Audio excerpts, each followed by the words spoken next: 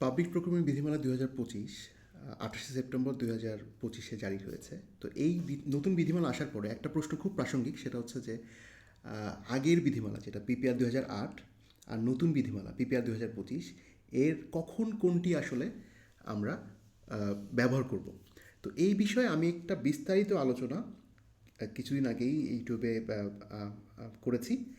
সেটার আপনারা কেউ যদি আগ্রহী হন দেখতে পারেন, আমি লিঙ্কটা ডিসক্রিপশনে দিয়ে দিব। তবে আজকে আমরা আসলে এই প্রশ্নটার খুবই সংক্ষেপে একটা উত্তর দেওয়ার চেষ্টা করব যে মূল কথাটা কী, এবং এই উত্তরটা দিব হচ্ছে বিপিপি এর যে লেটেস্ট পরিপত্র, এই বিধি ১৫৪, এই ব্যাপারটা আসলে ১৫৪তে লেখা আছে। তো ১৫৪ যে স্পষ্টীকরণ, সেই স্পষ্টীকরণের আলোকে আমরা এই প্রশ্নের উত্তর দিব।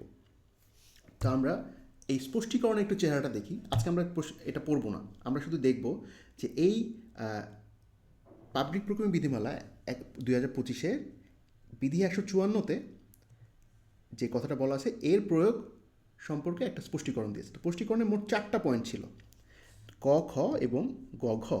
তো এই 4টা পয়েন্টের আমরা যদি একদম জিস্ট নিয়ে আসি, সেটা হচ্ছে এইরকম দাঁড়ায়। তো আজকে আমরা এইটাও পড়বো না, এইটাও না পড়ে আমরা একদম মূল কথাটা বলার চেষ্টা করব যে কখন পিপিআর ২০২৫ প্রযোজ্য হবে আর কখন পিপিআর ২০০৮ প্রযোজ্য হবে। তো আমি যেই উত্তরটা এখানে দিতে চাই খুবই সংক্ষেপে, সেটা হচ্ছে এখানে দুই ভাগে ভাগ করা হয়েছে। একটা হচ্ছে ২৮শে সেপ্টেম্বর ২০২৫, এই তারিখটা যদি আমি একটা দাগ দিলে ২৮শে সেপ্টেম্বরের পরে প্রকাশিত দরপত্র যদি হয়, সেক্ষেত্রে পিপিআর ২০২৫ প্রযোজ্য হবে।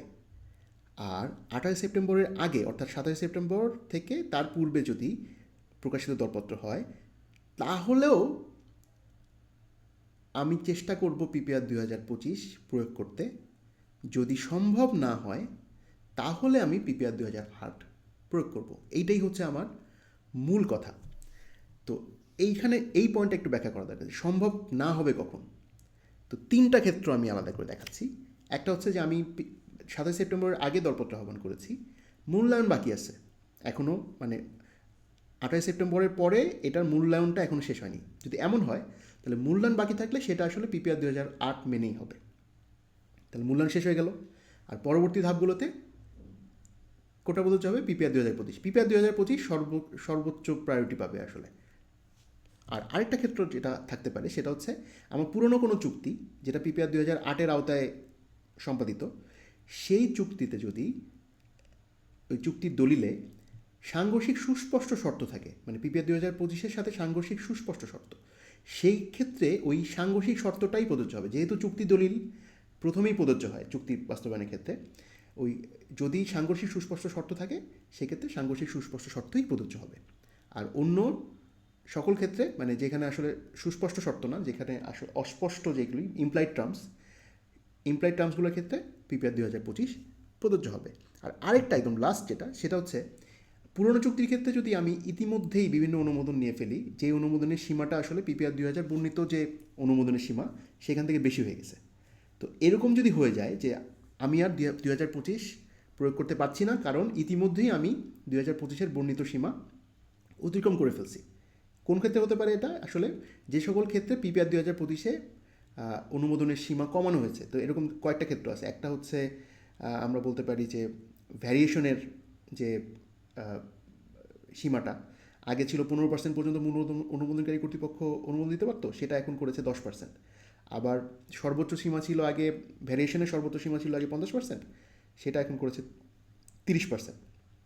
আবার আবার আরেকটা জায়গায় কমেছে, এরকম কয়েকটা জায়গায় কমেছে, আমি এখন উদাহরণ হিসেবে বলছি। একটা হচ্ছে টাইম এক্সটেনশনের ক্ষেত্রে আগে হোপের ক্ষমতা ছিল সীমাহীন, মানে টাইম এক্সটেনশন অনুমোদন দেওয়ার ক্ষেত্রে, এবার কিন্তু ১০০% পর্যন্ত, তার মানে তার ক্ষমতা কিন্তু একটু সীমিত করে দেওয়া হচ্ছে। তো এই ধরনের যে সব জায়গায় সীমা হ্রাস করা হয়েছে, সেই সব জায়গায় যদি ইতিমধ্যে অনুমোদিত সীমা পিপিআর ২০২৫-এ বর্ণিত সীমার থেকে বেশি হয়ে যায়, তাহলে কিন্তু আর পিপিআর ২০২৫ প্রয়োগ করা সম্ভব হচ্ছে না। সুতরাং সেক্ষেত্রে পিপিআর ২০০৮ প্রযোজ্য হবে। তার অর্থাৎ এই তিনটা ক্ষেত্রে আমি পিপিআর ২০০৮ প্রয়োগ করতে হবে আর কি, তখন বাধ্য হয়ে। আর এছাড়া সমস্ত ক্ষেত্রে আমি পিপিআর ২০২৫ প্রয়োগ করার, মানে প্রয়োগ করব। এটাই হচ্ছে আমার এই প্রশ্নটার সংক্ষেপে একটা উত্তর। তো সবাইকে ধন্যবাদ। আবারও বলছি, যদি এটা সম্পর্কে একটু বেশি বিস্তারিত জানতে চান, তার ডিসক্রিপশনে দেওয়া লিঙ্কটা ক্লিক করে আমার বিস্তারিত আলোচনাটা শুনতে পারেন। সবাইকে আবার অনেক ধন্যবাদ, সবাই ভালো থাকবেন।